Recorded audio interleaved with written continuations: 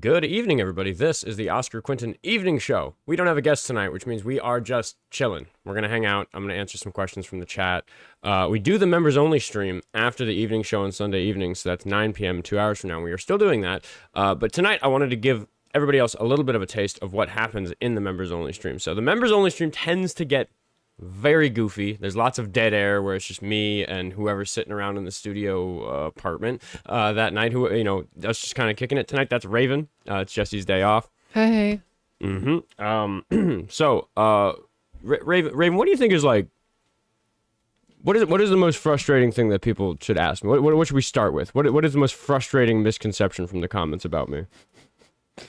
Well, are we dating? No, I'm not. See, it would be like the Republicans to see that I hired 2 women to help run my show, and they're like, which of them are you fucking? Like, that's their first. Literally. Their first question is like, how much sexual harassment happens in the worst workplace? I cannot believe that it's 0. Oskar must be abusing his situation of power to get laid. I can't imagine a person behaving any other way.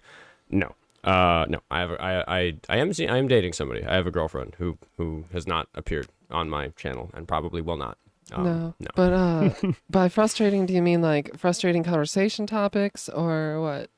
I don't know. I guess like you're a moderator. You see a lot more of the chats and stuff than I do. Like what do people get wrong about me a lot? Well, that you're a Democrat. That's a big one. Yeah. Yeah. That you are just a keyboard warrior, essentially. Yeah, I mean, I guess if we're gonna have this be the Q&A episode that I want people to reference, the reason I don't consider myself a Democrat is because I think that it gives people the idea that I have some allegiance to the Democrats, when I really just look at each election and decide who's the reasonable person to vote for. And the label Democrat gets most of them. So in terms of just saying which people I think you should vote for in the elections right here, right now in 2026, I'm just not actually in any meaningful way like excited about the Democrats. I'm not like, yay, Democratic Party, woo, DNC. I had a friend mention to me in real life, like, oh, it's going to be so cool. Like the DNC will probably pay you like $5,000 to do a speech. And I was like, if the DNC offered me $5,000 to do a speech, I would decline the money and do the speech anyway, because why not?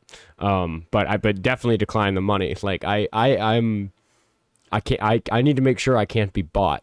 That's like really, really fucking important for what I'm doing here. So gonna focus on not being bought. Also, I don't think that the DNC pays that kind of figure for anybody to speak. I don't really think that I don't really think the DNC is handing out money to social media influencers like that. But what was the other thing, that I'm a wuss? Yeah, that you're a keyboard warrior. Yeah, I feel okay. Jazz, thank you for the $5. Jazz said, since we all know you feed Jessie when producing, since we know all you feed Jessie when producing is chips and cat fur for her to work meals, what do you feed Raven when she works her producer shifts? Okay, I asked you when I was buying groceries what you wanted. I'm pretty sure the only thing that you told me you wanted is veggie chips and Red Bull. Yeah. Raven runs on veggie chips and Red Bull. If I was to impose my will on the staff, it would be to eat fucking healthier food, you savage. You bought me a burger for lunch today. He buys me meals. Okay, on my yeah. Sundays are the long day, and I don't even know how formal this is, but in the production world, generally speaking, it's like if you're gonna make somebody work more than 12 hours, which happens in a production environment, you give them a decent break and you give them a meal, and that's like, yeah. So if you work for Oskar on a Sunday, you get a nice long meal break and like a proper lunch, because there are many a times where I have napped on the chair behind Oskar. Yeah. And gotten paid for it. Yeah, absolutely. But yeah, where were we? What were we on? Keyboard warrior. Oh, yeah. I don't know. I mean, I guess it's just like the thing to say to somebody who's sitting by a keyboard, right? Yeah, but like you got your start as a protester, didn't you? Yes, by yelling at ICE agents. It's actually like yelling really loud and crashing out in person that got me my proper start. It's always been like a switch I can turn on. It is like performative in that sense, but it's easy to generate when it comes from a place of true fury and anger. And I don't think people have a very good sense of how just like absolutely fucking infuriated we in Minneapolis and in the metro area were in general about Metro Surge. Like, we can sit here and be mad, but it was almost everybody. I mean, every decent person. Like, we got our redneck neighborhoods. You don't have to drive far from the city to find a bunch of Trump flags and stuff. But like in the city proper, like everybody was on the same page for a couple of months there. There were so many signs and graffiti everywhere of just ice out. Like, there was no block that didn't have some sort of ice every out. store had its doors locked with a sign on the front, like saying like fascists stay out, no law enforcement agents allowed whatsoever. Who were locking doors and having to fucking do the thing. I will say in the YouTube chat, thank you, Cosmic Travesty. Cosmic Travesty has been sending all sorts of gift memberships, but we got five more people who are going to be in the members only stream later. And I will say, if you have questions for me that you want answered right now, do just @tag me, because there's plenty of random chatter in the chat that's like W's and stuff. But I want to make sure I see the messages that are left for me. So I'm just going to poke through these. But I've also got Raven, who's supposed to be looking. So I am looking. So forgive me if I'm not all that attentive. I also might. I keep forgetting I'm not on TikTok. I can just be straightforward. Might pour myself a glass of whiskey. But we're not there yet. Thank you, Lover of Life, for the $2. Talk about open border accusations. I know I'm talking to friendlies right now. This is just like friendly hangout with Oscar time. But in terms of the things that are just genuinely frustrating to receive from people on the right who call into the show and say, you believe this, there's certain things that are just fucking insane. It's the open borders thing, which is just fucking like, dude, ask me what I want my immigration policy to be before fucking telling me what you think about it. And then it's like genital mutilation for children. I'm against fucking circumcision, yo. Like, Trans people are against genital mutilation of children. Generally, here at the Oskar Quentin Studios, we are against genital mutilation of children. That's not a hard question for us. We don't need to think too much about that one. What are the other like really common, like, you want this, like I'm trying to think, like one of the most disingenuous ones. We can always fall back to the trans topic, that you want men to just be able to go into women's that I want, like, I want somebody or like that I want a boxer to be able to train for 15 years as a man, and then be like, I'm trans, I'm gonna be competing in the women's league tomorrow, and then go beat the shit out of a bunch of women. That's fucking made up. Let's be honest. If a man wanted to beat up a woman, he wouldn't need a transition. He'd just become a cop. Yo, facts. Will, for $2, what makes YouTube chat different than TikTok chat? Okay, actually, I think there's a technical reason why. That's a good question. I think that I think it largely has to do with the way technically the YouTube chat works, because a lot of people on YouTube watch on the computers and a lot of people on TikTok are watching on their phone. And what the result we get is that the TikTok chat is so small and it moves so quickly, it's hard to follow a conversation. It's hard for there to be replies to something. It doesn't like show you threads very well. Whereas the YouTube chat allows longer messages that stay on the screen longer, especially if you're watching on a computer, and it scrolls more slowly and you have time to actually respond to individual things. So there's like, on the YouTube chat, there'll be like a side conversation happening about something else because it's a bunch of people who like know each other and engage. Whereas the TikTok chat doesn't really allow that sort of like through line to develop, where sometimes there's 2 or 3 different things being discussed by different people in the YouTube chat, so it gets busy in that way. Whereas TikTok is just people like peppering their like TikTok is just people heckling, like yelling shit at me. Occasionally 2 people can kind of at each other enough to hold a conversation for a few minutes. To get their popcorn out for a second, because there's like a back and forth happening. But that's kind of the exception, whereas that's like the rule. That's generally what happens on YouTube. Right. I think they might have been referring to the fact that we're just on YouTube, but the YouTube people don't always know how strict it is on TikTok, I can say the word suicide on YouTube. Look at that. That's crazy. Wild work. Well, yeah, what else are we allowed to say? Oh, substances. I might smoke some weed on the show. Fuck you. Because we're allowed to do that on YouTube. And I like a beer. Yeah. Do I want a beer or do I want a glass of whiskey? You are a hams man. But beer before liquor, never sicker. I don't believe that shit. Just take better care of yourself and eat carbs. Yeah. And we did have a nice big burger. I did have a burger. Okay, hold on. We gotta keep up. Why don't I debate leftists is asked a lot. Yeah, that's just, dude. Okay, one is why did I take the video down of me getting cooked by the leftist? I didn't. Like, it's just still up. People tell me that I took it down, and it's like, you got cooked by a leftist? I mean, it's this video where they say I got cooked. I don't think I got cooked. I think they think I got cooked because I failed. Like, that was the video where I, like, failed the vocab test on, like, what a Vanguard party was, which I guess I got cooked in that sense. But I knew what the idea of a Vanguard party was. I just forgot the vocabulary from, like, 10 years ago. This is an older clip. That's such a Phil bro win. Right, which is, like, I understand the idea of establishing a party that, like, gets popularity around your thing. That's kind of what me and my friends in my neighborhood on the political spectrum are trying to do with, like, democratic socialists in America.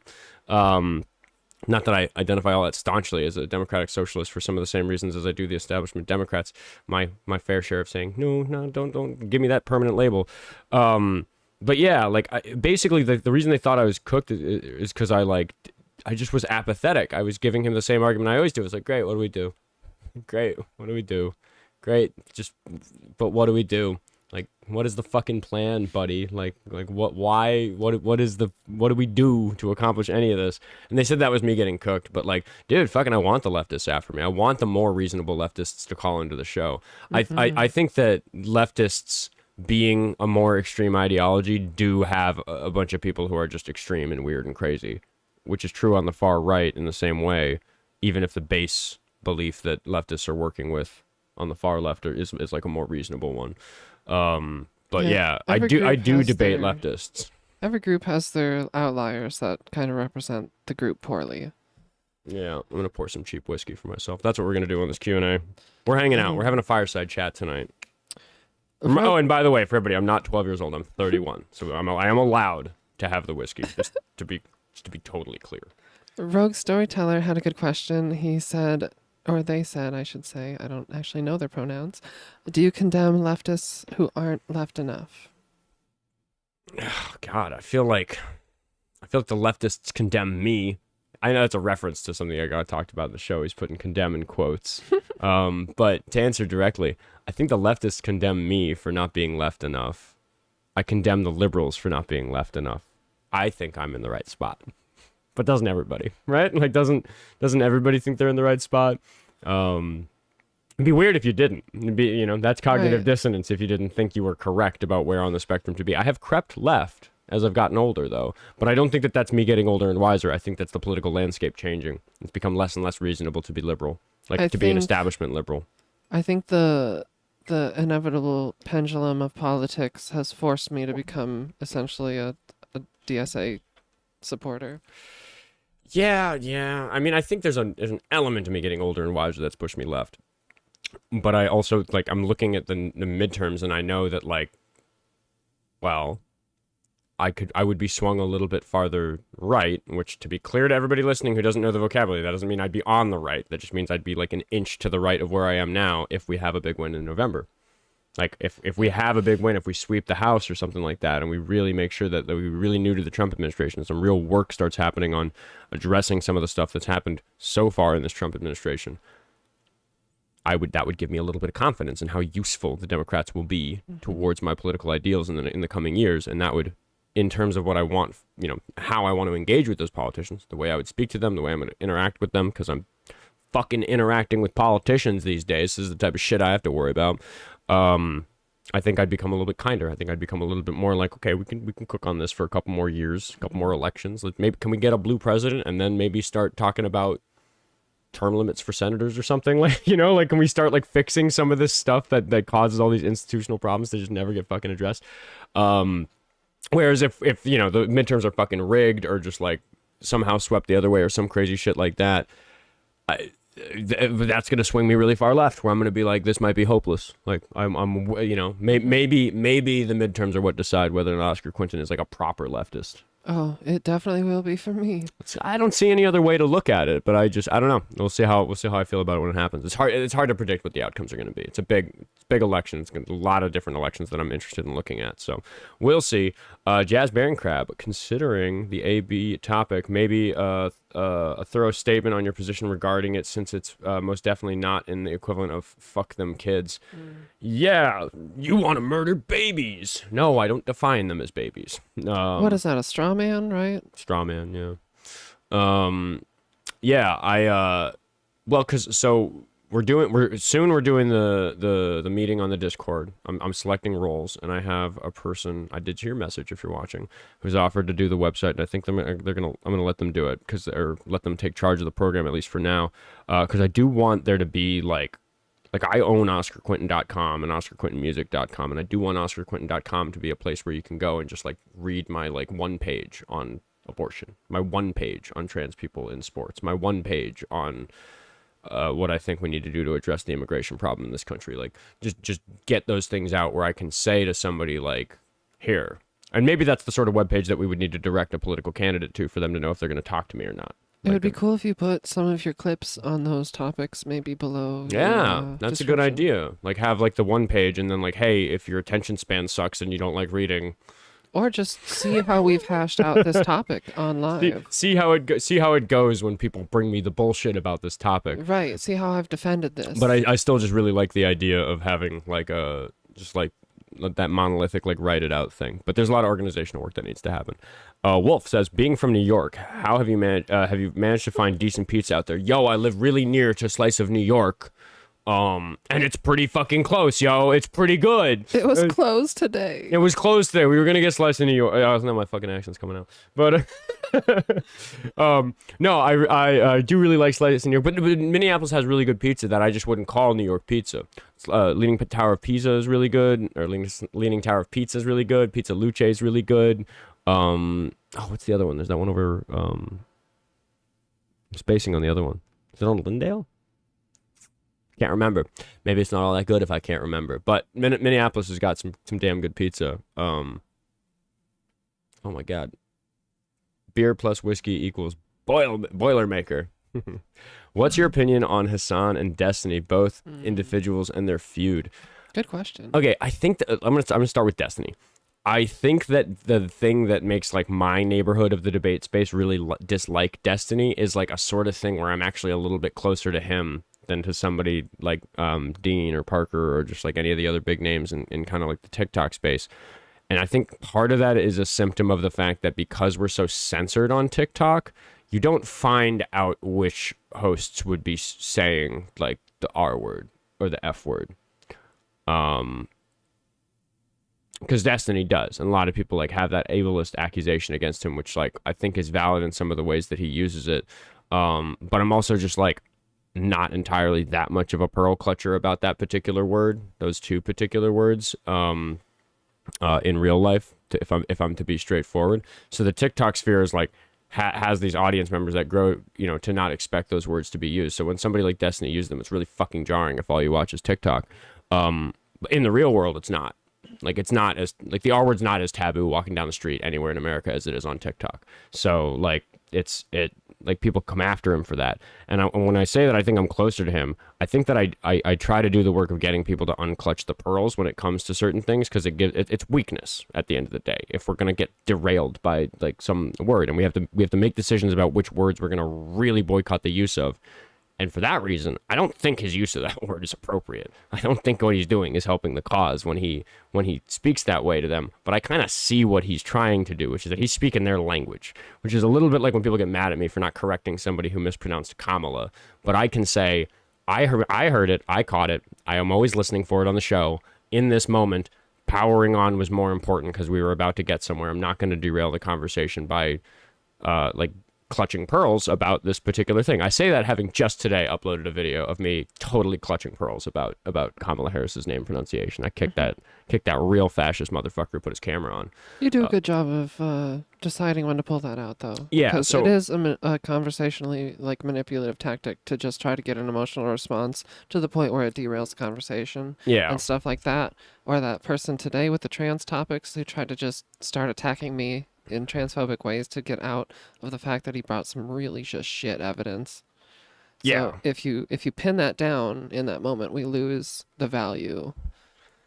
Jake sent me $10 on Cash App to say, come to Dayton, Ohio. We have our own style here. Yeah, maybe I'll check it out.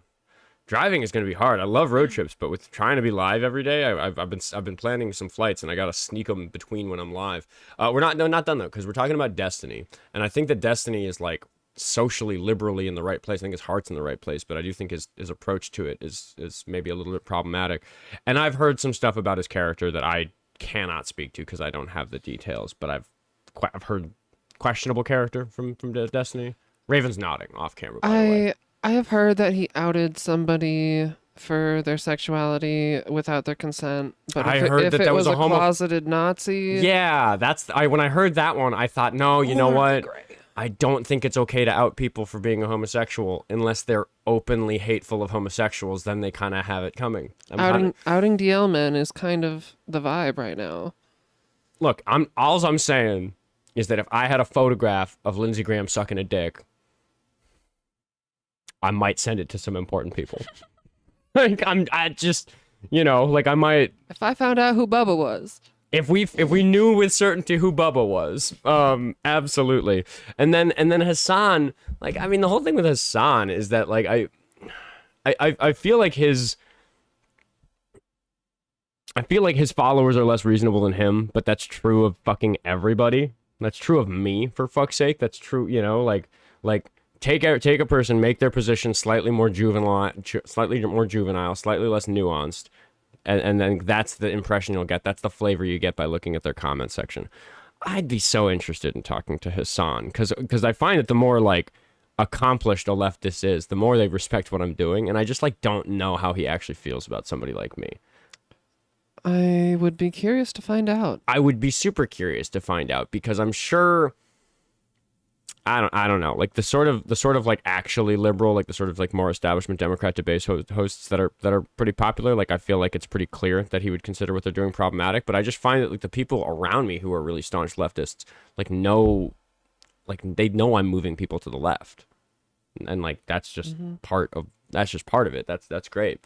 So yeah, they're feud, though. I have no idea. I don't follow fucking drama like that. I will remind everybody, I downloaded TikTok in January. I am new to this whole scene. I know of Destiny because I played Call of Duty and was like interested in Call of Duty YouTube videos fucking 10, 12 years ago when I was a kid. Longer than that, like 15 years ago. Holy shit, I'm old. But yeah, so that's like, that's, I'm not interested in the feuds. I'd say the Hassan's thing about his dog like really hurts his credibility for me because that was one where I was like, no way he did that. So I dug and I looked at all the evidence of people who had different moments where they found the moments where he saw the dog reached under the desk and then did that, and it's like, yeah, I believe that his treatment of his dog was not cool. In order to keep her in frame so that he has his cute dog in the background of his live stream, which is like there's very often a cat sleeping behind the flag. Oh. Nope, not right now. But like, I don't know. I could like, I'm not gonna fucking tase my cats to train them to fucking stay put when they're being cute in frame. Right. You don't even use like the shock, like any sort of like shock collar with Noodle as she's like, yeah. She's very, very difficult. Yeah. I'll be honest to the public. I use a beep collar. It like beeps at her, but I only use that when she's like stuck barking, and it tends to calm her down. It tends to get her to just like be able to like self-soothe better when she's worked up. And it's not like loud or anything. It just like reminds her. It's like, hey, don't do that. But yeah, the shock thing is just like, yeah. I mean, her she's a working dog. She's a working bred chocolate lab mutt. Her parents weren't even chocolate labs, but she came out looking like one. It was a yellow lab mixed with an Aussie, so she's hyper social, hyper intelligent, and very receptive to training. She knows lots of commands and stuff. But like, I could just nuclear option with and like fucking shock her to make her do anything because that would work. But it's fucked up. And I just think, yeah, I just can't square it with Hassan. And to me, it like when somebody's credibility for ethics is hurt in that way, it makes it hard for me to take them seriously. Like to just. Like in a nutshell, like he's huge. A lot of people deliver me his talking points. I watch him just to keep up to date on what he's like, the sort of stuff he's talking about. But I don't know. I also think that like that lack of practical approach to like getting people like maybe if it's something that he and I can agree on, it's like getting people better educated about all this stuff and moving people to the left is good, regardless of what the outcome ends up being. Because we talked about it on the show today. I think my political perspective is fundamentally that none of us can predict what's going to happen in American politics. If we can just make people more empathetic and reasonable, the politics should be expected to be more likely to sort themselves out. And I have much in what I'm capable of and what I'm good at and the reach that I have, I'm much more capable of making people more reasonable and empathetic than I am like persuading people to like create some new fucking system of governance. All right, here we go. Where were we? I just want to, okay, there we go. Kronos says that I can afford non-cheap whiskey now. That's true. That's true. I can, but I guess old habits die hard. I bought a fucking $7 bottle of 7. I should have just bought something nicer. I still think like a broke person. I mean, other than buying meals when we're out working, and I do a lot of Uber for transportation, and I bought myself the guitar for my birthday. You see me in my life. You knew me when I was broke. I don't think anything about me has changed. I don't think I do anything differently. You pay for your friends' things a lot. Yeah, I pick up tabs. Yeah, you pick up tabs a lot. I haven't even bought new clothes. Yeah. That's going to happen soon. I got to get presentable for in-person stuff, but... Oscar, for his birthday, this was actually so adorable. He wanted to just take his friends out for a day. And that was so sweet because he just wanted to be able to provide for his friends. Well, I got to do the trick where I didn't tell anybody I was going to pick up the tab for everybody at the table. But it was cute. Yeah. It was a fun moment for you. Yeah. Because, like, that's the dream, to be successful enough to, take care of your circle. Yeah, get to invite everybody out and, give a little sappy speech about the people who'd helped me get to the point where I am and all this. Like, that was really cool. But yeah, I don't really want anything. I'm just not that materialistic a person. I mean, you guys see I have all this cluttery stuff in the background. I care about stuff and things, like tools that I use for doing things. But I have really what I need mostly in terms of music. I didn't have a good acoustic guitar. Now I do. Yeah, I mean, I got what I need. I feel like you also find value in experiences over things. Yeah. All the things I purchase are tools for like leading to those experiences. I'm not really about like material. I'm not excited about having a nice car if this makes me wealthy. I'm excited about buying like a fucking like decent fucking Toyota from like 12 years ago and like putting a new alternator in it and being like, yeah, good car. Sick. I'm gonna drive it for 300,000 miles. Like, that's what I'm excited about. I'm excited about working on the piece of shit I already have. I'll work on my van. Sam Crank, thank you for the $5. Do I have a top 5 opposition regulars ranking? Fuck yeah, I'd have to start. Okay, like in terms of I think in terms of people I'm happy when I see them in the queue. I think that's the question. That's right. Like, I feel like there's a lot of different angles on that. Right, because like Iowa used to be opposition. Like TV biasy arguably is like turning into like friendly with how he's getting into fucking Iowa golfer territory. Right. And people we'll get back to your question. But fuck you, chat, for like taking issue with the fact that I am like making friends with Republicans and deprogramming them live on the air. Like, do you want me to be mean to them? Like, what the fuck are we trying to fix this or not? Let me cook. I will remind you, Iowa golfer used to think it was unfair to tax the wealthy at a percentage higher than the poor.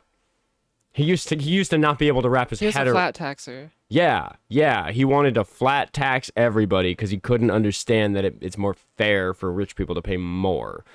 That's fucking bananas. He's come a long way from there. And I feel like people like TV Bias C are like, I feel like I'm the island of hope among people who just get kicked around by left-leaning debate hosts where it's like, yo, like, they're fucking interested in trying and you're like being fucking mean to them because their parents made them racist. Like, right. What good is there in that? Like, just fucking seriously lock the fuck in if you get somebody who you think can be reached. Like, maybe it's just my reflex as a high school teacher, because like I've dealt with so many high school students where it's like, yeah, dude, I want to kick you in the mouth for what you just fucking said. But like, no, we're gonna talk about maybe how that's not the most, maybe that's not the best strategy for your success. Right. you gotta kid glove everybody when you're a high school teacher. So I like choose to do it pretty often with the chuds. But no, like the 20-year-olds that keep coming back really give me hope for humanity. Yeah, they really do. Oh, see, when a new gift comes in, I like lose the fucking. Okay, wait. We didn't answer the question. Hold on. We're losing track of things. Am I going too far up? No, yeah. There we are. There we are. Okay, right. Top 5 opposition. Okay, wait. No, because my favorites are just the ones that are like productive. It's like Iowa Golfer and Screechmeister and TV by a C and Dylan. Dylan's great. Do we have a 5th to make it a happy? I feel like there's gotta be one. I mean, there's more. A lot of people just don't. A lot of them just don't return. Like a lot of time, I have a meaningful. But he's talking about regular callers. Right. Fucking husband cop 89 showed up out of nowhere. He's a deep track, that motherfucker. Italian guy's been pretty fun to roast. Yeah, but he kind of makes me sad. I don't know. I mean, yeah, but sometimes you just need a punching bag. All right, I hope we got 5 out. But worst ones: El Chico, Chemo, Rich Poor, Screech, and IDK. Oh, throw David in there. David belongs on that list. David's a bitch. Keem and El Chico Tech EDU, whatever the fuck they are, they're in the same category, but they're a unique type of lost cause. Yeah. Chemo makes me sad. Chemo makes me really sad. I'm very sad that Chemo's like. He's. I worry he's gonna harm women.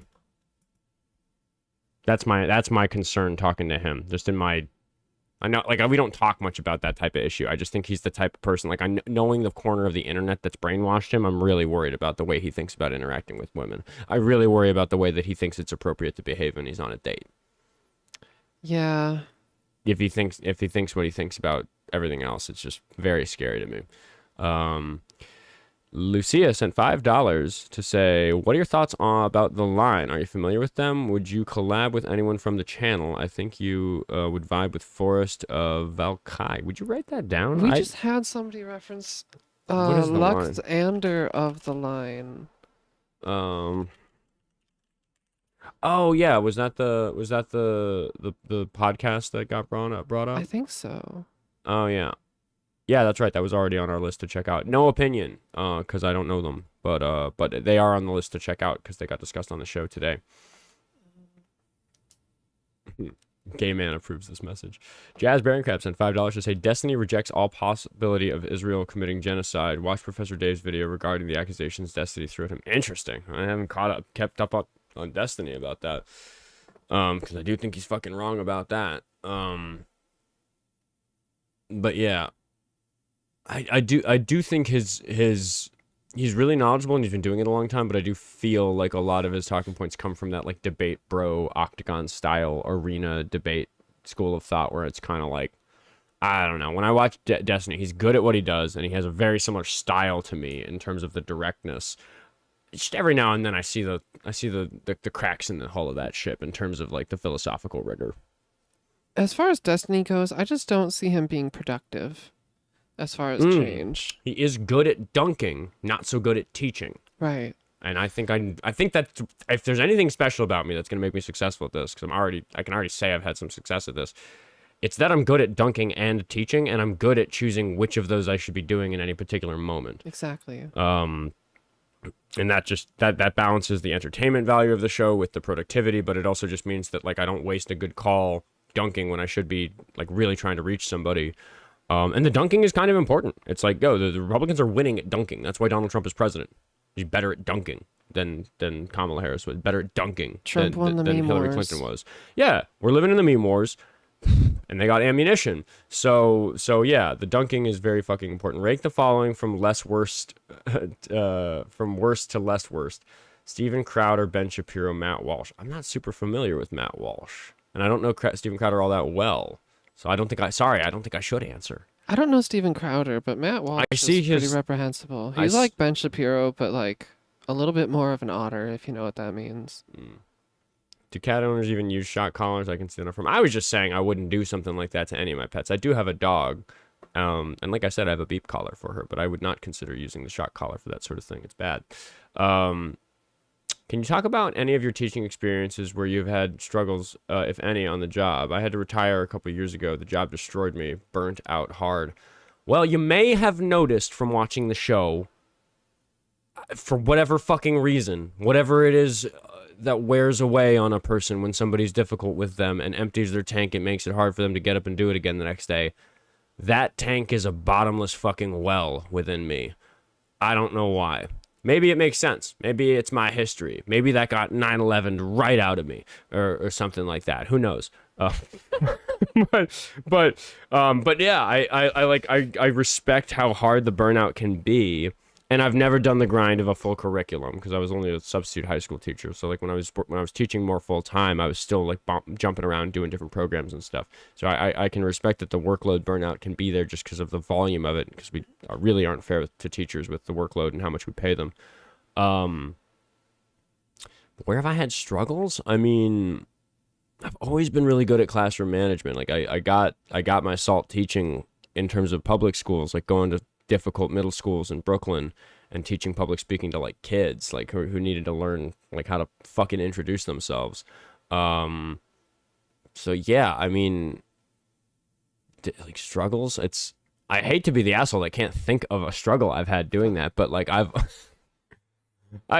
don't know. I've always felt like really comfortable teaching. I've always it's like I've never had a classroom where I was just that like upset with the kids. Like even a really difficult room where I'm totally not being respected and it's hard to control the room. Like to me, that's just like in the same way that like none of these callers are ever actually going to hurt my fucking feelings. I've never hung up the show. Like I've never wrapped the show and thought, oh wow, they really got to me. Now, like some of the shows have hurt my feelings. Like the rape episode was really hard. Like that was taxing, but not for a personal reason, just because that was like hard to see type of way, because I'm a fucking human being. But I've never felt bad about myself after an episode of the show. And that's, I think, the thing that's hard for teachers is that kids are really good at making you fucking like not feel great about yourself. And I just feel like I have some kind of imperviousness to that. Which is just fucking necessary because these are fucking mean, dude. Like these are people who make fun of my dead father, want to tell me that they're gonna kill my fucking pets, make fun of my appearance, like say mean shit about my employees that I've hired. Like I have to remind myself that you and Jessie are tough motherfuckers, because like it bothers me so much more when somebody sees Jessie hand me a cup of coffee and immediately is like, there's a woman in the room, I'm gonna call her a bitch, I'm gonna call her a whore, I'm gonna call her a fucking cunt. Oh man, I just want to fucking say that to every fucking woman that I see, but I can't, but I can now because it's on TikTok Live. Like that to me, that breaks my fucking heart. That makes me angry. That makes me want to hang up on someone and say, I can't fucking platform this. I have to remind myself that you guys signed up for this. That you can fucking hold your own, because like because I know that I can deal with it, but like to platform somebody who's doing it to somebody else, that's fucking hard. But at the end of the day, I'm platforming people who are doing it to big groups of people out in the world. So I gotta weigh the fucking ethics of all that. I can vouch though, like when you get angry on the show, it's performative because I don't feel it. Like I'm very much an empath, but when somebody attacks either me or Jessie, your whole vibe shifts and it is like palpable. Or the pets. Or the pets, yeah. Don't fuck with cats, yo. Mm-hmm. Don't fuck with cats. Ain't nobody talking shit about Noodle. She can defend herself. They'll talk. That's the thing. They're not gonna say they're gonna come fight my dog. They say they're gonna come kill my cat, and it's like, what a bitch move. Well, yeah, there's one. Like, here, I say bitch. I've been calling them bitches. I think that we need to reclaim bitch as like not a sexist, misogynistic label. And I think you're clutching pearls if you think I'm the problem for calling Republicans who are mean to me a bitch for not turning on their webcam or whatever. It hurts their feelings so much. I think it's worth doing. Mm-hmm. It shows that they are being a bitch. Absolutely. Yeah. And I have noticed that like the day Trump got elected, I will say the word bitch instantly got loosened, like in my social settings. Yeah. We started calling Republicans bitches left and right. Bitches. Heard you say that you're from New York. What led you to leave for Minnesota? Rent. Didn't want to. I really valued my upbringing. Like I grew up in New York and I really liked that. I just I knew I didn't want to pay rent there, and my sister offered to move. Like she already lived in Minnesota and offered to have me come out here and like be her roommate and like get set up here. And I'd visited and I liked it here, but I was dating a girl who I couldn't sell on the idea. So when I broke up with her, I was like, fuck it, I'm 20, let's do it. So I finished up my summer job, like saved up a bunch of money and moved out here. And that was 10 years ago, like 3 weeks from now, it'll be 10 years. So I'm approaching my 10-year anniversary. So it really just was that I wanted to change of pace. I knew I liked nature a lot and wanted to be in a place where it was more accessible. And I knew that if I ever did have creative endeavors, I wanted to live in a city where the ratio of opportunity to demand for opportunities was better. And that's very much the case for the arts here in the Twin Cities. And I can say that now. Like I was, prior to all of this live streaming stuff, I was like having some success as a musician. I was making some money that mattered on my monthly expenses, like gigging. I still am. I still do some gigs here or there. And I was doing work in the comedy scene, doing production for that, which like mostly was for free as like a hobby. But I got to like, I don't know, already kind of be a name that people knew in the scene. People knew me for my music. People knew me for the comedy production. Like if I went to a show that was happening, somebody there knew me and would like buy me a drink or have a drink with me, or just like I had that. I felt like I was already like in the club of the people who are in the arts scene in Minneapolis. And to do that in New York, you have to be rich or lucky or something. And that's, I like this much better. So I'm very glad I moved here. Still love New York. Not for me though. That's so cool. You care about others. Don't be sorry for that. Yeah. Colin, thank you for the $2. No message. Somebody's talking about stick shifts. Oh, I miss driving stick. My next car is definitely... See, that's the thing. I've got a little money, so I'll be picky enough that I'm definitely going to buy a stick shift when I get a car. I miss daily driving stick. Opinions on real life superheroes. RLSH. Is that... What are real life superheroes? Are they real life superheroes? Do they dress in colorful outfits and fight crime? I'm gonna Google it. Real life superheroes. Real life superheroes, a label widely used for those whose identities and presentation are partly inspired by superhero fiction. Oh, is this like an identity thing? Tools, history, community for the real. Is this real? What do they do?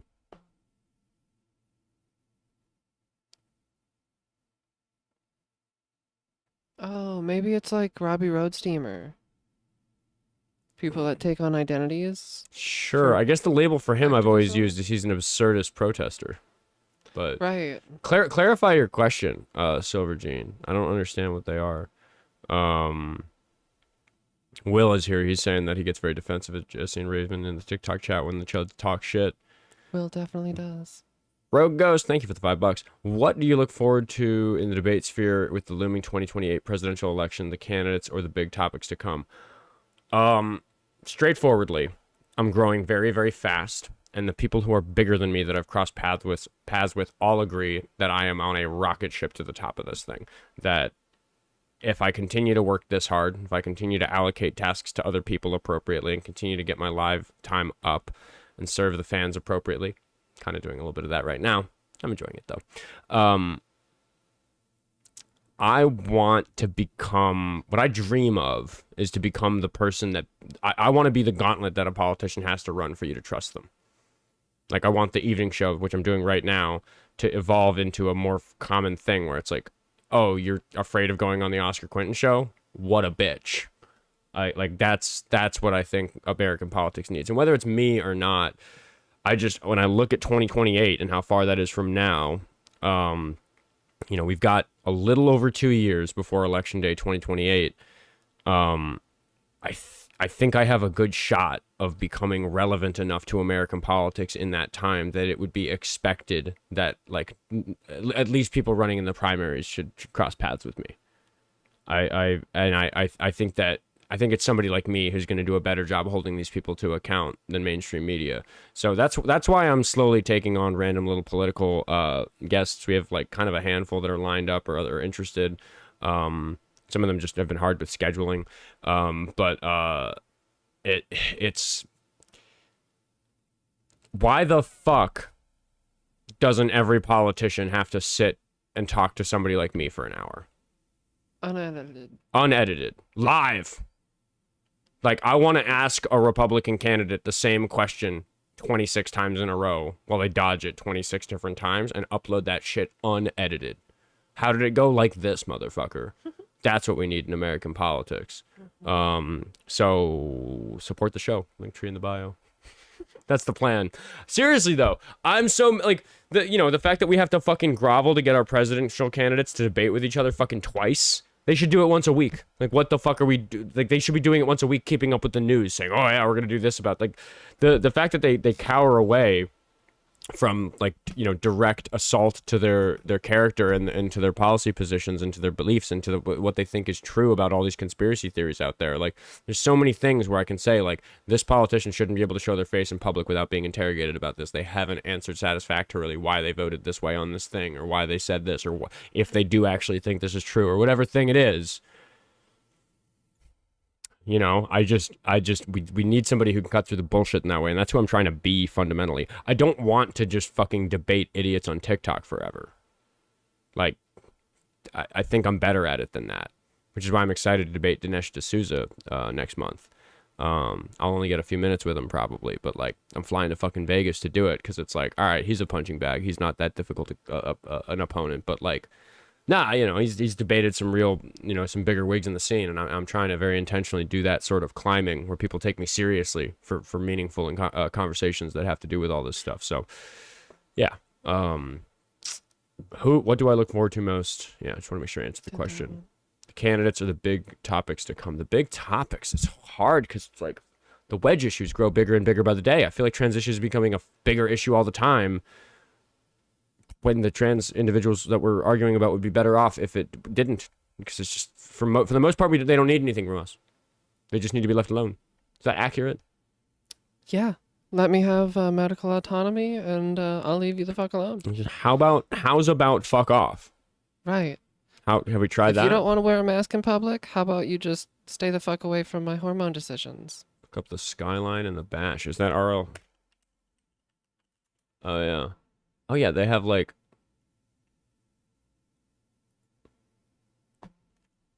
If these are just, like, silly people going around raising awareness about stuff by being, like, superheroes, I approve. That's fucking cool. That's right. You're on the right track if it's just saying that Robbie Roadsteamer is of the like. Yeah. He is, by the way, interested in doing the evening show. He's, like, on the roster. So I gotta... He's a friend of mine. Yeah. Oh, my goodness. Oscar, did you know you have the lead singer of Sensing Agony in your chat? Do I? Oh my God! She sent $2 to say who was my first kiss. That would be Grace. I think I can say the name of a childhood relationship.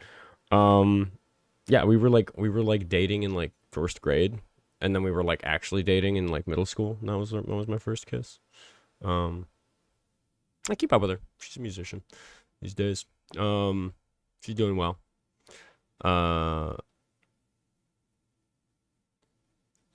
YouTube chat keeps snapping down. Have you been to Kramarczuk's Polish Deli? My wife and I went there all the time. We lived in Minneapolis. Kramarczuk's. I think I have. Let me Google that. Let me see. Yes, I have been to this place. Not in a long time. Look at those pierogies, though. Fuck, making me hungry. Back to the chat. Back to the chat. Skyline and Bash, Bay Area Superhero Society, do community outreach and fundraising. Some heroes do neighborhood watch and patrols and sometimes hand out relief packs. Yeah, sick. Love that. Oh, yeah. I think, you know, like the idea that anybody's going to have the right approach to something is nonsense. So you should all just like let ourselves be fucking silly, you know? The silliness is welcome. Part of what makes the resistance work is a multifaceted, multi-angled approach. Timbuktu's in the chat. He said he got to see his Antifa super soldier buddies yesterday at Boom Island. One of those was me. Yeah. As we get closer to election, it'd be cool to see some convos with people running in the midterm races. Malat Kiros would be cool to see from my area. Yeah, one of the things that me and Jessie are working on, I mentioned this to Jessie, we're having a meeting tomorrow, so we'll follow up on it, is that we want to look at our demographics in terms of which states we have a lot of viewers from, because the social media platforms show us that. And I want to reach out to small candidates in those states, like governor candidates and like other like midterm seat candidates, or even just state level representation, like that sort of thing. I think that's like a good foot in the door to be like, hey, even if you have no fucking chance of winning this election that you're running for, like, I got 100,000 Instagram followers. You want to come have a chat about what you want for American politics? You want to run the Oskar Quentin gauntlet and see if you can fucking do it? We had a fucking friendly, like, in terms of the side of the political spectrum, governor's race candidate who fucking like started some drama on Instagram and like blocked us, unblocked me to ask me to collab on a reel. Trashy, super trashy to unblock somebody just to ask for promotion. But like, I think the whole thing is that like I'm not gonna kid glove a candidate on the left. I'm that's what I want people to see, you know. Like we saw how I handled Tom Evanstad. I mostly just watched him dig his own grave. But I do intend on being harder on like more serious candidate. It's my favorite type of fishing. I miss fishing in the ocean. Like deep sea fishing. I haven't done that in such a long time. I guess these days, like my most fun fishing experience is probably trolling in a canoe. Like I love having a lure like rigged to catch a northern pike or something, and then like canoeing from lake to lake in the boundary waters, if I get to. That's a lot more fun than just like sitting under a bridge somewhere fishing for bass. Joey is wondering when we will have the final answer on the design contest winner, leaning any ways. Oh, who was it who did the?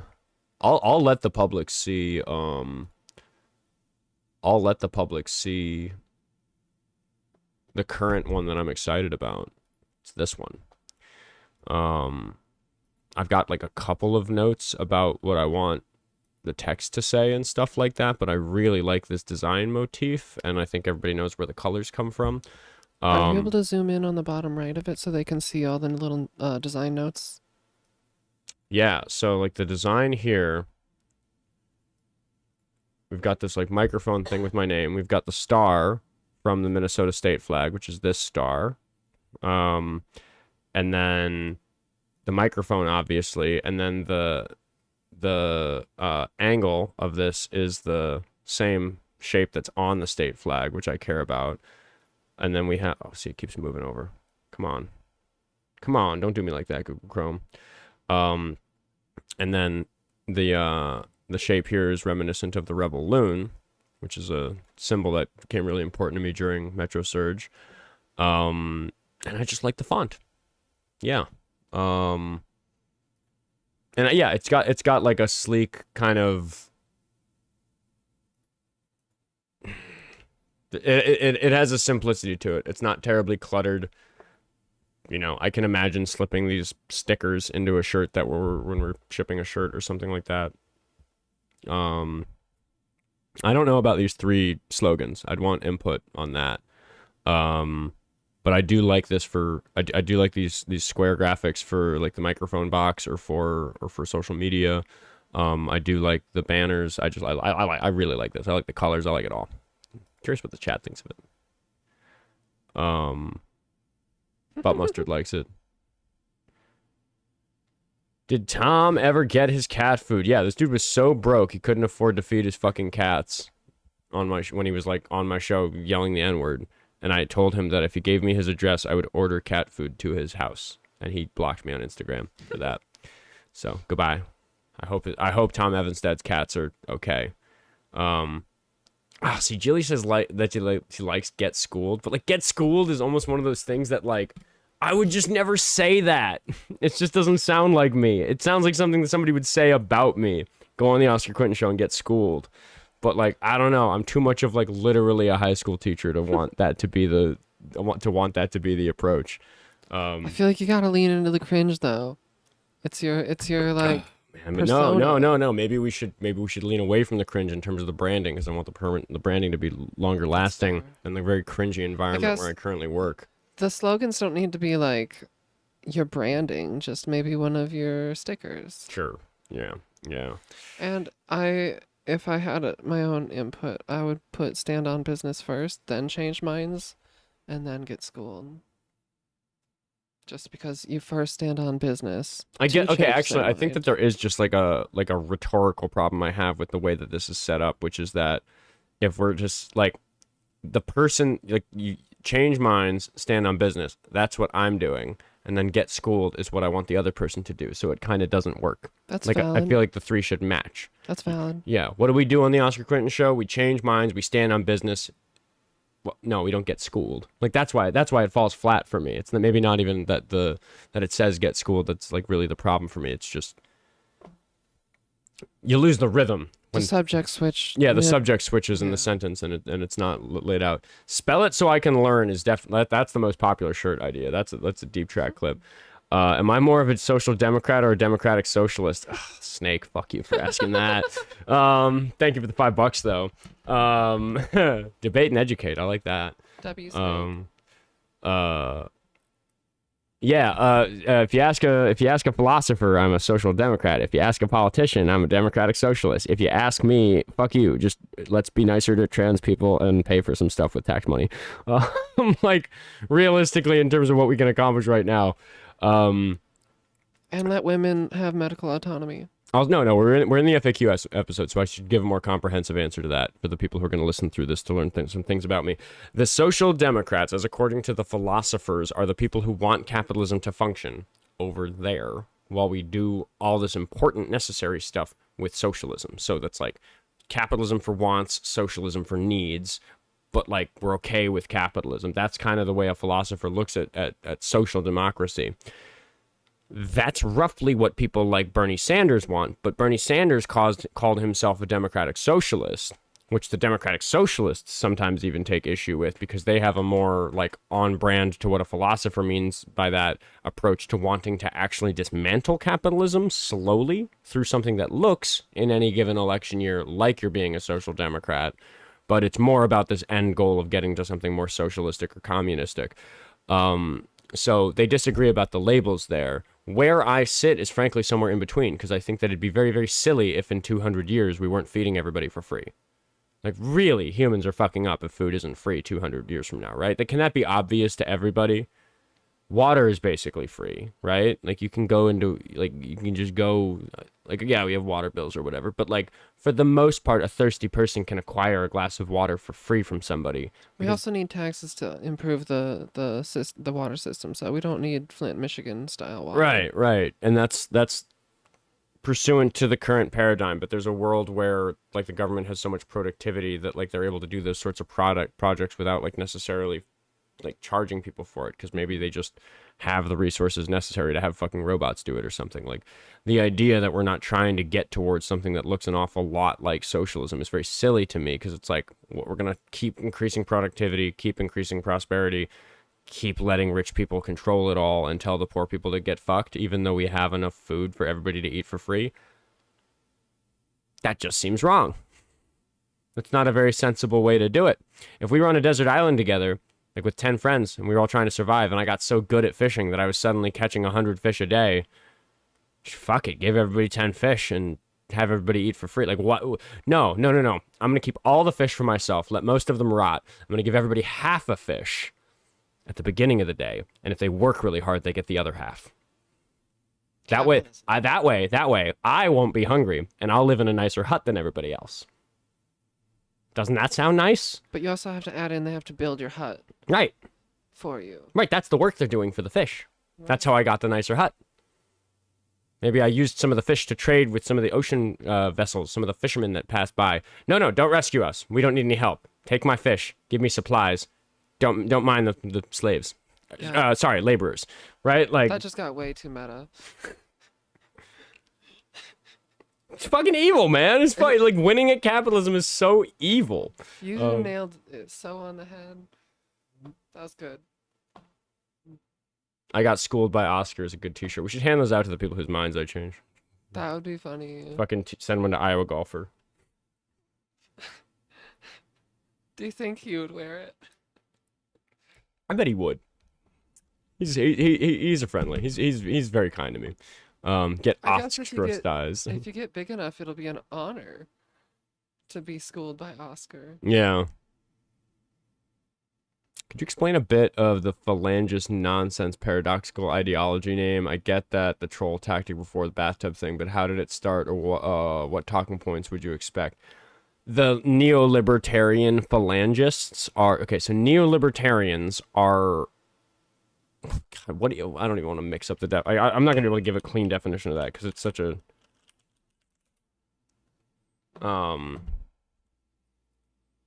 Let's see. I'm going to go with the Wikipedia article. Neolibertarian or neolibertarianism is a political social philosophy that combines the libertarian's moral commitment with negative liberty with a procedure that selects principles for restricting liberty on the basis of unanimous agreement with everyone's particular interests receive a fair hearing. It's basically like if you have a bunch of libertarians and get them together and get them to agree on a rule that they're all okay with, then they're allowed to have that rule. It's just like a flavor of libertarianism. And then phalangism has to do with the phalangists of Spain in like the 40s or so. I don't even know. It's like some weird chapter. It's nonsense. These two ideas have nothing to do with each other. Nor are they particularly compatible because Spain was like kind of fascist at the time, if I'm not mistaken. So the ideology is to do with that. And the libertarians are very much against fascism. So it's just nonsense. It is just like word salad that I don't know who started it. If it was that account that keeps posting videos of him calling into me and Dean and Parker and saying that he's a libertarian phalangist. I'm quite honored though. It's like me, Dean, and Parker that people are that these things. I mean, they bother everybody, but I like that like the big pages that go after Dean and Parker are also now going after me. So I consider that quite the honor. I will say though that is one of the better trolls out there, the neolibertarian phalangist. Because it will catch the fart sniffers out there that aren't willing to just either admit, I don't know what it is. There is a trap there that if somebody fell for it, fuck them. You got by the neolibertarian phalangists, which is that if you try to... The first time it happened, I looked it up and I was like, what is this? These two ideas don't make any sense together. What are you talking about? Like, I didn't fall for it because I just admitted I didn't know what it was, tried to Google it and found it to be nonsense. But I've seen people try to make sense of it. And it's like, ooh... They got you. That was maybe a penetration test for your honesty, and you lost. Do @tag me. I saw that one as a longer one, but do @tag me in the YouTube comments if you want me to actually see it, because the chat's moving a little fast for me. Lover of Life sent $2 to say, you mentioned that I'm not full socialist. Explain. Well, it's, whether we look at it through a democratic socialist or a social democrat perspective, like, I don't want full socialism because I don't think that that's a sensible thing to try to achieve on any sort of timescale that matters. 10, 20, 30 years. I don't think it's possible, so why try? I think what we can do is erode the power of capitalism by doing important things with socialism. We do the fire department with socialism. We all agree that's very good, that we don't have to pay a bill for the fire department to show up. That's a good thing to pay for with tax money. Yay. Why not the fucking hospital? The democratic socialist in American politics asks, why not also the hospital? Why not also maybe the university? Why not also maybe the really cheap living accommodations? I live in a 20 by 20 foot square in a shitty place for like less than $1,000 a month. Maybe instead of having evil corporations do that, maybe the government does that for you in 20 or 30 years. Like, I could see that. Basic needs: food, shelter, education, policing, safety, medicine, public works. Like, there's just like all this stuff that's better to do with socialism, but I can just see that like for a long time there's going to be this bastion of people wanting freedom and wanting to be able to do their own projects. That's fine, we can do that with capitalism, but I think there'll just come a point where it's like, no, the government offers you a free lawnmower, why are you buying a fancy one? Oh, it's your hobby. Sure, go buy a fancy John Deere or whatever. I could see us getting there in like 100 years or something if we do it slowly and we pilot these programs and assess them. We find if you just try to like do it suddenly, take over and do it like that, you end up with like really shitty build quality for a bunch of government sanctioned like communist goods. Looking at you, USSR, with your shitty manufacturing in the latter half of the 20th century. Like, there are problems with that sort of approach too that we need to watch out for. That's why socialism, when people warn of the perils of communism or socialism, like that's the sort of thing they're talking about, requires so much control that if you try to do it suddenly, it's catastrophic, and you're probably handing too much control to an unproven system and not as bad for society. But I think there's benefit to just not doing such catastrophic change and getting closer to that sort of thing. But I just think there's going to be enough prosperity in like 100 years that it's going to stop fucking mattering, as long as it's not evil supervillains in charge. If we can just not have the assholes in charge, the future will be okay if Mark Zuckerberg isn't in charge of it. The future will be okay if Jeff Bezos isn't in charge of it, but with it. So like, that's really what we need to compete with. And it's no surprise that these people have leveraged the power they have over social media and politics to convince all the fucking chuds that they're just fucking, like, that they should be suckling at the taint of these billionaires so that they can be like them someday. Fucking ridiculous. Sam sent $10 to say, long-time donor, first-time viewer, last-time chatter. What? Weird. Question. What are your opinions on Ross Perot, Jesse Ventura, Reform Party, or comments on them? Thanks for the content. Don't forget to practice. Always forgetting to practice these days. I gotta play my scales. No comment. I'm terribly sorry because you sent a donation, but Jesse Ventura is so before my time in Minnesota. Raven, do you have thoughts on that? I know that he's pretty outspoken against Trump nowadays. Yeah. I mean, I love his quips, but I also don't really consider him all that involved in politics in that way. Is Ross Perot still alive? Holy shit, he is. He's 89. Oh my god. Yeah. I don't know enough about Ross Perot. Sorry, you've got me. But I do dig Jesse Ventura on the vibes, but vibes are not good enough, as I often say. Really wish you wouldn't curse. Older folks are prone to tune you out because they'll judge you for your language. You're so unbelievably sharp and intelligent. Don't limit yourself.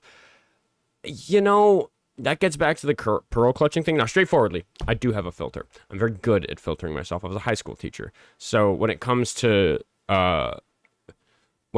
taking over more mainstream like approaches to media, like I suppose I'll say it. I'm very likely to be on the radio 2 hours a month. I won't say what station in case things don't work out, but it is in the works that I'm gonna have a 2-hour slot on like normal FM radio in here in the metro area. So I won't be cursing when I do that because I have leveraged the way in which I'm sharp on TikTok to give myself enough of a platform that I can step out into those other spaces. So I do consider the fact that my content being very much adult flavored is in some ways bad for the reach. I'm certainly aware of it because YouTube won't fucking show my clips to anybody because I curse in them, and I just can't bleep political content. It breaks my fucking heart. I might have to start doing it on TikTok and YouTube because Instagram and Facebook have got me covered. I've got tons of traction on there, but I'm really running into a brick wall with the algorithm. And I think it has to do with like censorship or my lack thereof. But as I grow and as I become present on more platforms, I am going to very seriously consider the fact that I don't want to have my content limited to people who are willing to listen to somebody who has a sailor's mouth. So I do think about that. For TikTok, part of it is that I leverage the fact that I have a sailor's mouth to like remind the person that they're not talking to a pussy. Because a lot of the time on a TikTok live environment, these people think that if somebody's being polite to them, it means that they're weak and they're really going to be hurt by a bad name or like some disingenuous tactic or something like that.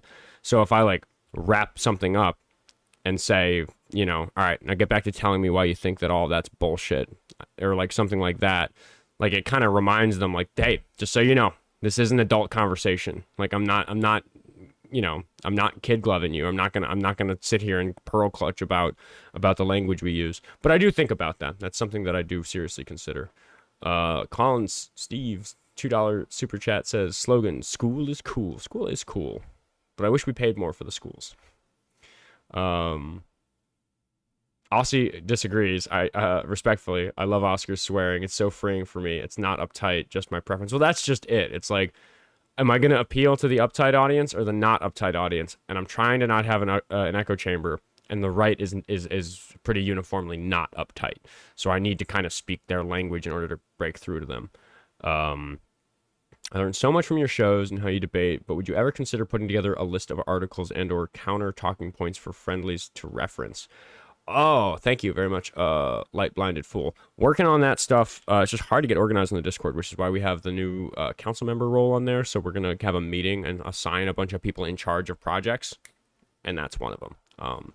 You also mentioned the website, which if we do the topic list. Well, the idea would be that somebody's in charge of building the website, but it would be a sub-project that somebody's in charge of to create such a resource library, because the skill sets of a person who's going to be doing the website isn't necessarily going to be the research qualifications I'd want a person to have to help with the articles thing. So but that very consideration is exactly why this is so difficult to organize, especially when I only have 2 paid employees who I can reasonably expect. Like I can say, hey, please do your job. I'm paying you.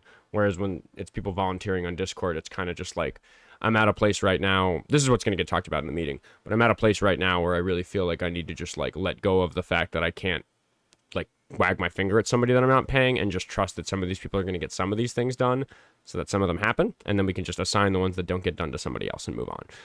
I just need to like get over myself and do that with some of these things that I want to have happen, because it's all the things that I want to have happen, all the things that the viewers want to have happen, all the things I'm excited about my platform producing that I know we have the manpower to do. They amount to a list of things that I simply will not accomplish them all if I say that I want these done myself to make sure that they're done right. So I just need to find a way to oversee them so that I can co-sign them, but I need to get people working on them. So, bother me on the Discord if you want to be involved in that. I've already picked like a dozen council members to spearhead things, but anyway. Kat says, with how fascistic our government is becoming, how do we keep them from taking said house if they don't like what you say? Taking said house if they don't like what you say. I do like the DSA concept, just unnerved by the feds now. Well, that's the problem, right? Like, I'm not sure exactly what she means by taking said house. Am I misreading that, do you think?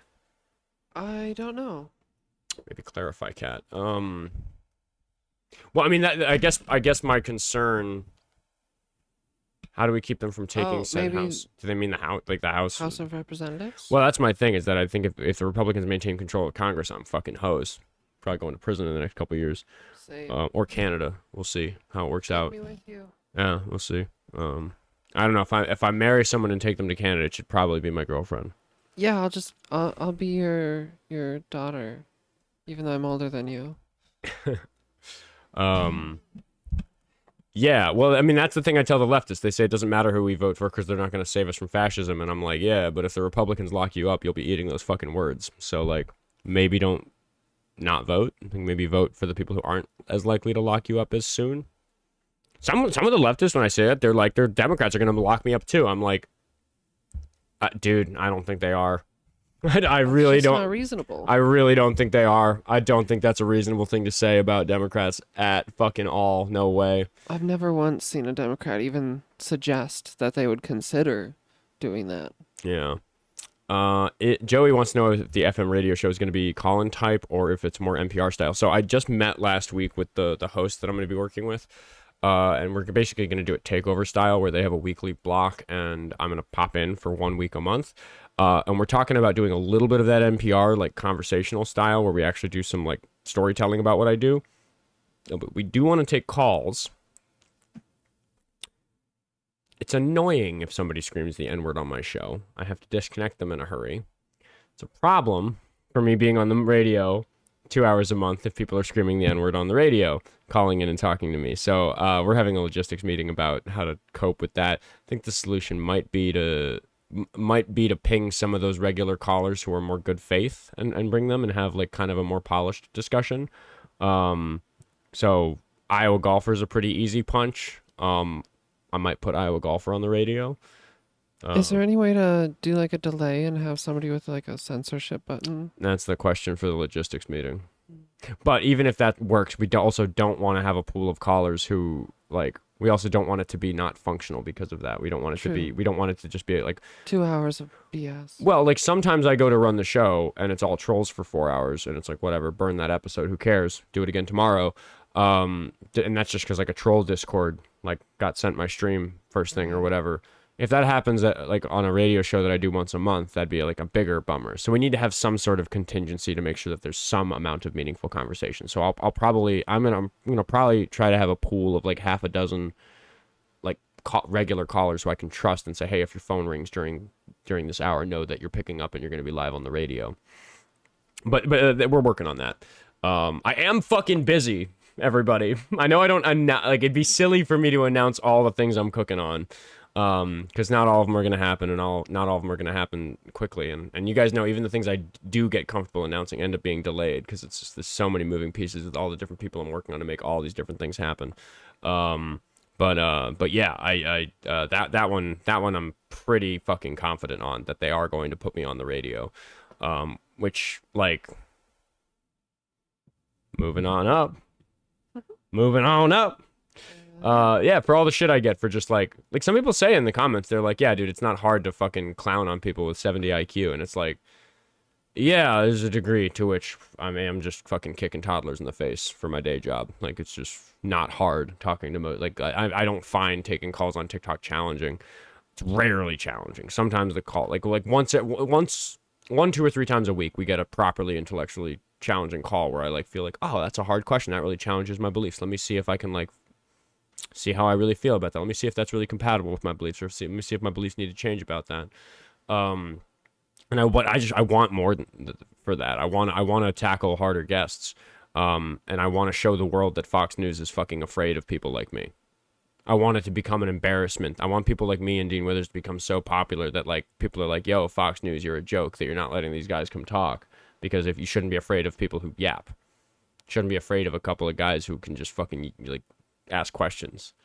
But I think that people are they've gotten too good at the bullshit. It works on people. These people slip past these questions that they don't answer, and it's just that's what I want to fix. But I'm very, very excited to penetrate onto like mainstream media by having a regular radio spot. That's fucking exciting. Elusive Viper, thank you for the $10. Do you think the lefty alliance in the DSA falls apart after MAGA?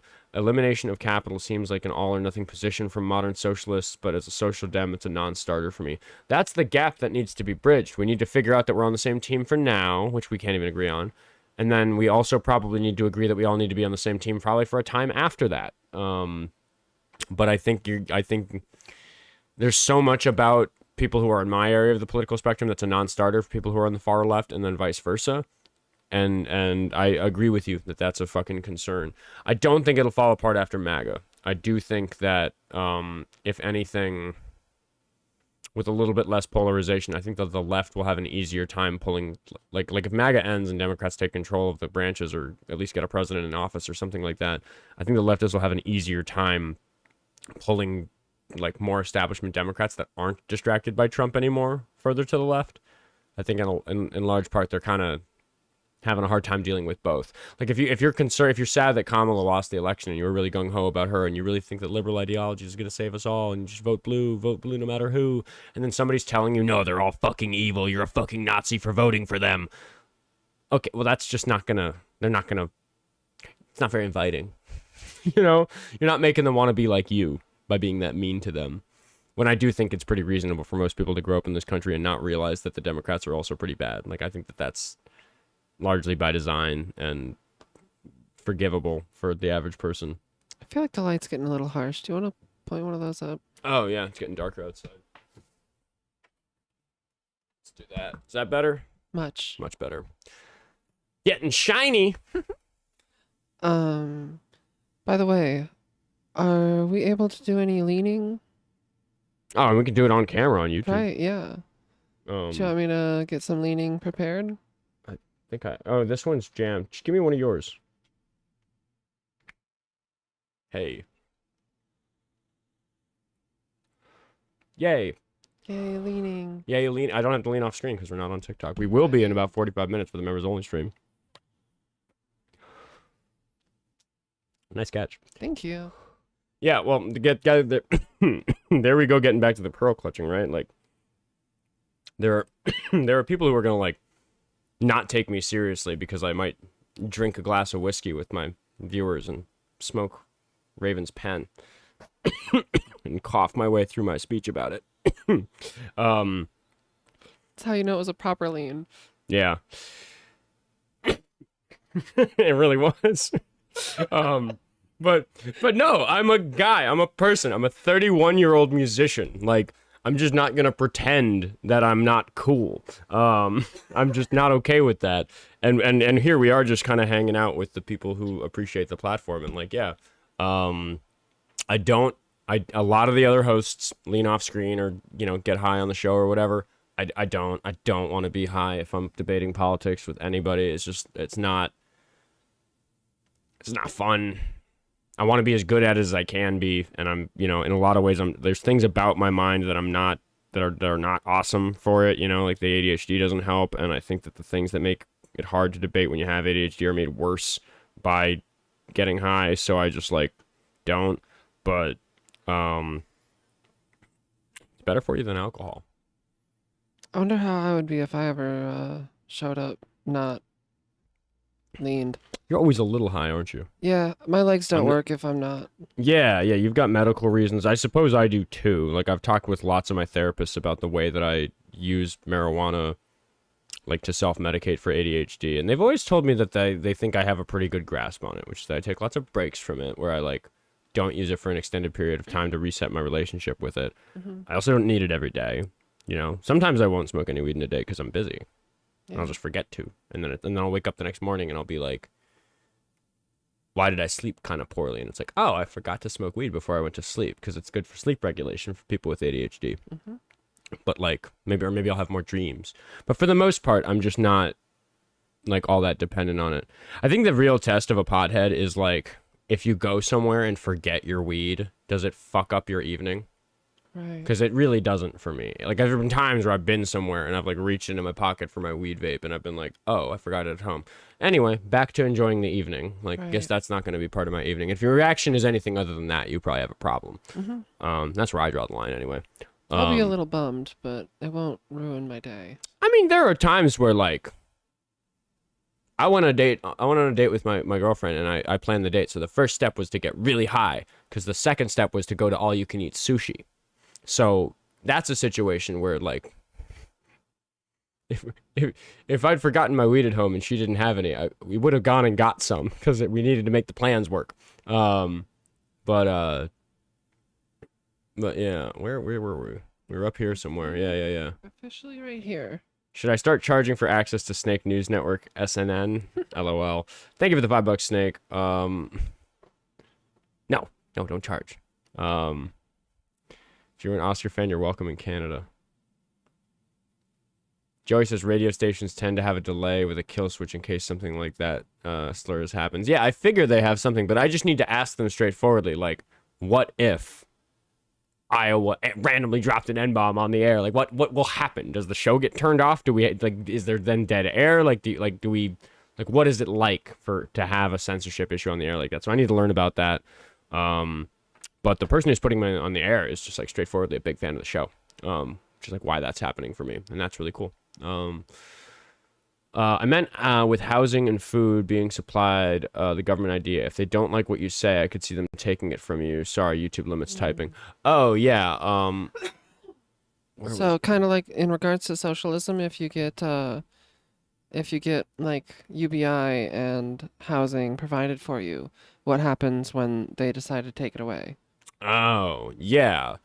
Well, that's always the fear, right? Like the government could change and becomes a government that's not going to be so fair to you, and then they could really mistreat you in some serious way. And that's going to be a concern about everything, right? Like Right. we are already looking at the government looking to try to take away guns from trans people or make people ineligible for certain programs based on this or that. So I think we need to worry about that regardless of what the social programs we're promoting are. But I think in a world like 30 or 50 years from now where we're providing free housing, I hope that's a world where the Overton window has moved so far to the left that it's obnoxious to take issue with the fact that we have free housing. Right. And on that same point, I will say not to like minimize your concerns, but if we really want to dig into it, our basic human rights are not inherent. The government can take away our basic human rights already. So it's kind of in the same boat that once they become the norm, we just expect that. But at the end of the day, everything can be taken away from us. Yeah. Sorry. Katie just texted me something that has me very distracted. I need you to come look at this. It's very cute. Everything you and Katie do is freaking cute. She just texted me that. Oh, that's so cute. Yeah. I can't show you guys that very cute thing that my girlfriend just texted me. Maybe she's watching. Hello. That's weird. Don't Katie, don't watch this. Don't watch the show. She's not a VOD watcher. She watches Instagram reels. Anyway, yeah, I think that's a concern with anything that the government can get their mitts on. Who has been the most challenging caller in the enjoyable and in the frustrating sense? Oh God, it's such a blur. I mean, there's people like RC or Splinter like there's really aggressive callers that are just like so aggressively disingenuous that like every single sentence feels muscled for because they're gonna like hear me say one word. They're like I could say a sentence like I like ice cream. And the husband cop 89 will say, so you think that we should strap every child in America down and shove ice cream into their throats? And I'll be like, no, that's not what the fuck are you talking about? But they'll do it in a way that's like not as direct and obvious like that. And they'll just do it so fast and so aggressively, probably because they've been doing it their entire lives. I fucking pity the people who've crossed paths with the husband cop 89 in real life. So like callers like that are just really challenging because it's like mentally fucking taxing to just keep the fuck up with it, like just to not lose a word, because if you drop a word they're going to use it against you somehow. So like in that sense, and then I think in terms of like actually being mentally challenging, the Phil bros who outmatch me on vocabulary terms are definitely hard, because I have to do the work of being like, hey, let me Google what that word means so I can tell you why you're wrong, because I don't think that made sense. And I look it up and I'm like, yeah, okay. I remember this one now from 10 years ago when I read it in the textbook. You're misapplying it. But they think that because they came armed with the pre-knowledge, even though it was wrong, that makes them right.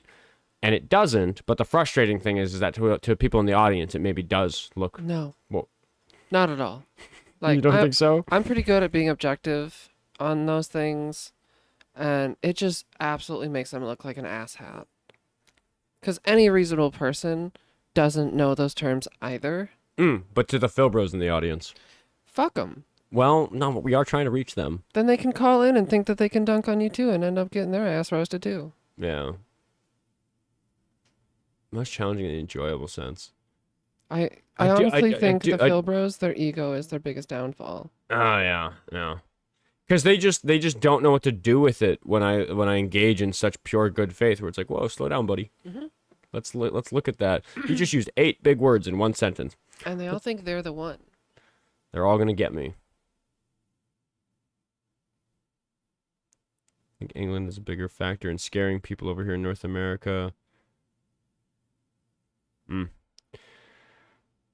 Would there be a way for non-locals to listen to the radio show? That's to be discussed in the logistics time. I'd love for to be able to like platform it as a podcast, even if it's just getting it recorded, so I can put like a still image on the screen and upload it as a YouTube video so that it exists in the ecosystem.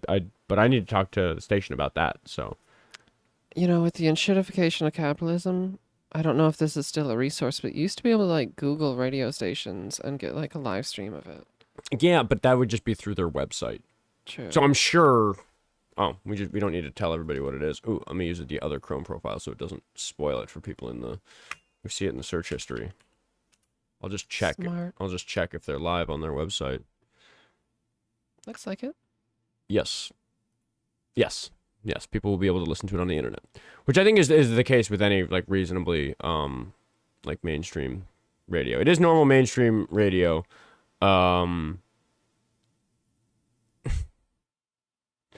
Why? This says Oscar do a wink, but if I mouse over it, it says Oscar do a blinker. What? Wait, look at this. There's like things that if I mouse over, they're different. It auto translates. Oh, funny. And so if you see that little, I think that's a Mandarin symbol or something. It looks like Japanese characters, maybe. Translation, Oscar do a blinker. I'm not going to do a fucking blinker on the air. Well, we got 3 minutes left. Maybe I will.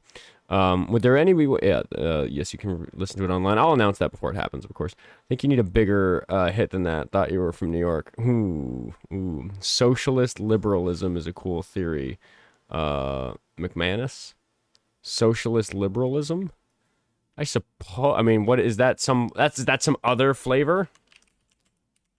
Oscar, if you want to impress the chat, I've seen you do the French inhale. That should show up on screen. Oh.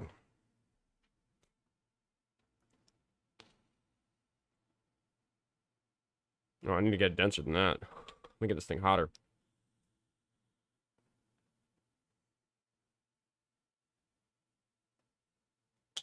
Sorry.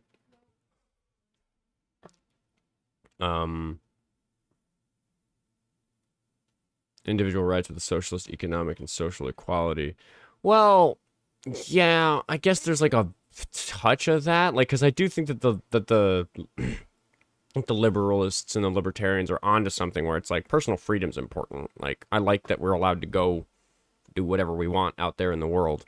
I just think that those like political ideologies that are founded around that tend to focus too much on that. I don't know. Message me that if McManus has something particular you want me to look at. I can look at that. They're saying take care with my asthma. I go for runs. I'm not gonna let the terrorists stop me from smoking weed, just because they gave me asthma by flying those planes into those buildings I live nearby. Fuck them. You have to cough to get off, right? Sean, thank you for the $2. I want at MAGA Reacts to call into you. Is that a particular like person, that a character that I should know? I want to get to the bottom of the chat. I'm going to speed through some of these guys. I got to get caught up before we wrap. Yeah, real quick before we move on, if Kronos is in the chat, speak up. I wanna do a lean with you on camera before we wrap. Moses sent $2, leaning with you and Raven. Hey, checking in. Good to see you. I'll see the members only soon. Tapra sent $2. What kind of synth are those? This is a key station, or an M Audio key station 88, and this is an M Audio Oxygen 49. I'm not a broke boy anymore. Maybe I can afford Logic, but I still use Reaper, the broke boy shit, because I like free software. So I mostly just have this one set up as a grand piano, and I have this one set up as like a synth or drums. But I mostly just play this one. This one's just here for like if I need it, and I use it as a controller for recording because I have it set up to record a lot of the stuff or control a lot of the record functions in Reaper. I wish it was weighted though. I don't think I play enough piano to warrant the expense. I don't think, even if I can afford it, I don't think I should spend $500 or $1,000 on some weighted keys. But longitudinally, that's probably the next expensive instrument I will buy. Thank you for your interest. Slows down my racing thought process. Yes, leaning is good. Typically, because the show is on a delay, the kill switch jumps in real time, and then it gradually creates the delay again in case it's needed another time. I used to work radio. Oh, yeah. I'm just going to have to sit down with their sound engineer probably and like figure it out. Sean sent $2 to say one of the signs needs to be radio interns call in. Fun. Could you ask callers to steelman your arguments to see if they're in good faith?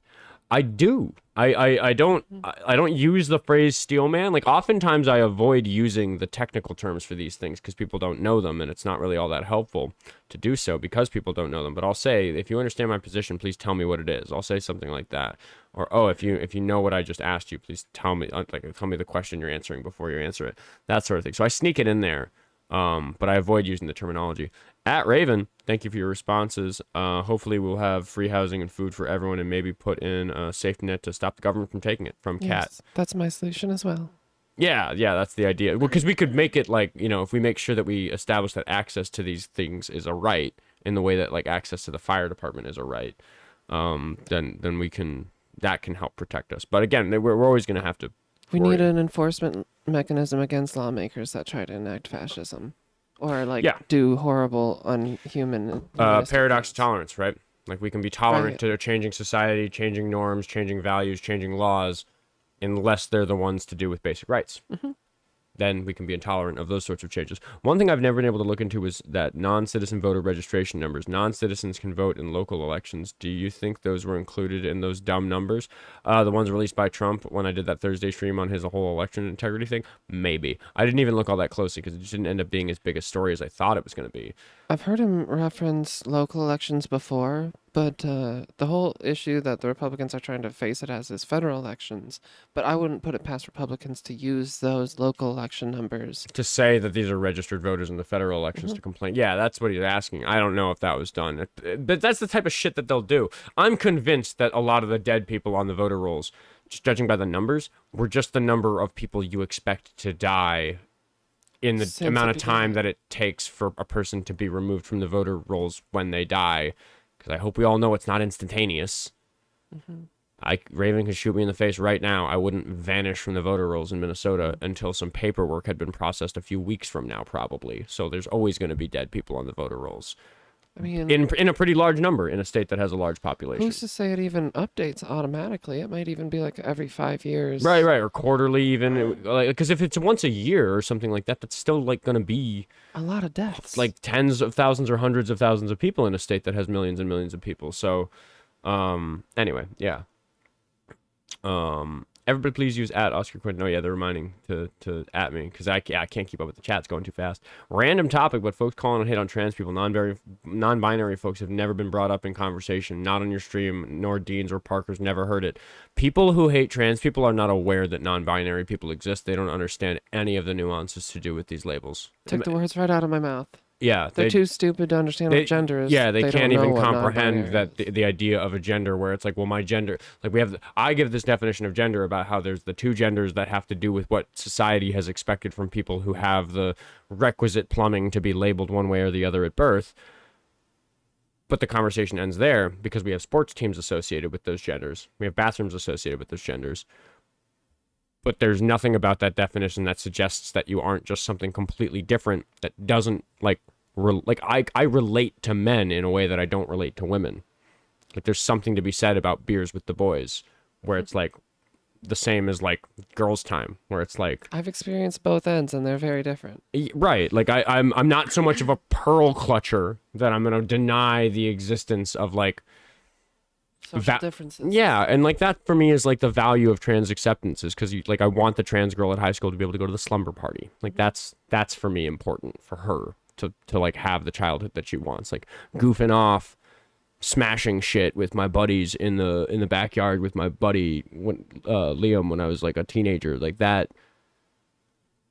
I don't know. That feels like to me the equivalent of the sleepover for. And someday I hope we get to a point with gender that if a girl wants to go have, a beer with the boys and acts a little masculine, that's not looked at as weird. I'm starting to see friends have bachelor parties where women are welcome because they're just like, yeah, it's me and my friends, and then her party's her and her friends, but like, fuck it, you can come to my bachelor party. If I got married, you and fucking Jessie should be at my bachelor party. Yeah, I've seen joint bachelorette parties. Yeah. Getting rid of some of those old school societal norms. All right, wait, hold on. We're out of time, so let me power through a couple of these.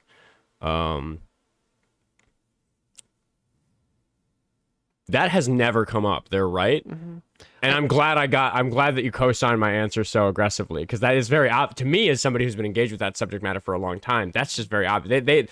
The rest of everybody else is not even of concern to them. It may not be as much of a topic for other trans people, but like as a person that engages in trans educational content, I don't tell people that I don't identify as a trans woman generally because I won't connect with anybody that's trying to learn the trans experience. If I say I'm a trans feminine person, not a trans woman, they're gonna be like, well, fuck, I'm confused.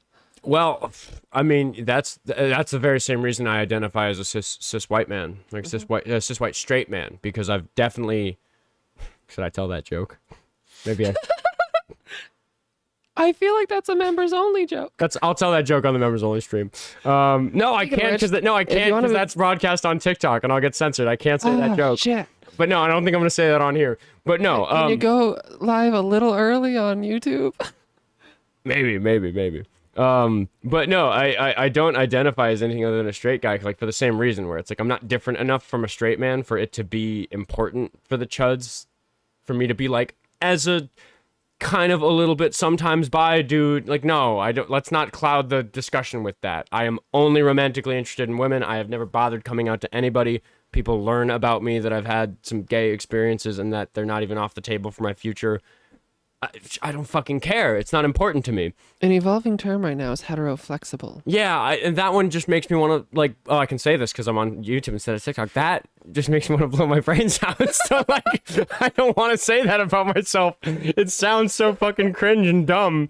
But, like, I just don't give a... It's helping a lot of chuds come to terms with their sexuality, so I sign it. Yeah, I just fuck it, right? Like, just, like, have them be blown away if they ask me point blank. That fucking thing where the guy was like, you know, when I have sex, it's usually with a woman. He's like, usually. I'm like, usually. And he says, usually. I'm like, usually. And we said usually back and forth a lot, acting like it's a fucking gotcha. But yeah. I just, for whatever reason, heteroflexible just makes, I cannot say the words unironically. For whatever reason, they sound so silly and dumb to me. I feel the same personally. I could never say it about myself. But it's because I feel like we're, aware enough. Okay, because like for the audience, heteroflexible is technically the correct term for what I am. It's somebody who's romantically 100% straight. I have never so much as had a crush on a guy. It's not like just It's incompatible. I can't imagine feeling about a guy that way, like full stop fucking period. So like when I'm single, I'm looking for her, you know, like that's like very much how it is for me. But sex is fun with all sorts of people. Depends on. I don't know. Maybe we all enjoy a couple of Friday nights in our life where some new things happen and we think, maybe I'll do that again in the future. Maybe I won't. How interesting. That's a flexible person. I just hate the fucking label. It sounds valid. Sounds so smarmy and shitty. I'm technically pan, but I say that I'm bi. Oskar into gymnastics confirmed. Yes. I was very successful in gymnastics in middle school. Still walk around on my hands every day. What's the difference between being heterosexual and being bisexual? Bisexual, like a bi person is also romantically interested. Like if I was bi, I could see myself being in a romantic relationship and like having a boyfriend. I can't. Like I feel like I relate to the experience of a straight person when I think about it through that lens, but I'm promiscuous. I don't need my sex to be involved in a romantic relationship. So like the idea of having, I'll say this, the idea I've had sex with just a man, and that's not very interesting to me. I prefer there to be at least one woman there. Valid. And that's not to say that there's not going to be any gay stuff that anyway, we don't need to get into all that. But the point is I have no romantic interest in men whatsoever. And I think I'm 31. I don't think that's going to change about myself. But hey, if it did, fuck it. Like Louis C.K. said, I'll do the second half gay. It looks awfully fun. But I don't know. Who knows what's in the future? I think that's the end of the member stream on that very mom don't watch this episode note. End of the non-member stream. Non-members only. Yeah, we're about to do the members only, which if you want to catch the rest of the night's fun, yeah, we're just to become a member. I'm just gonna keep sipping on this drink I have and keep leaning off screen because we're gonna be on TikTok. So we're gonna be live doing that in about 20 minutes. So goodbye, everybody. We're gonna go have the more unhinged version of this stream.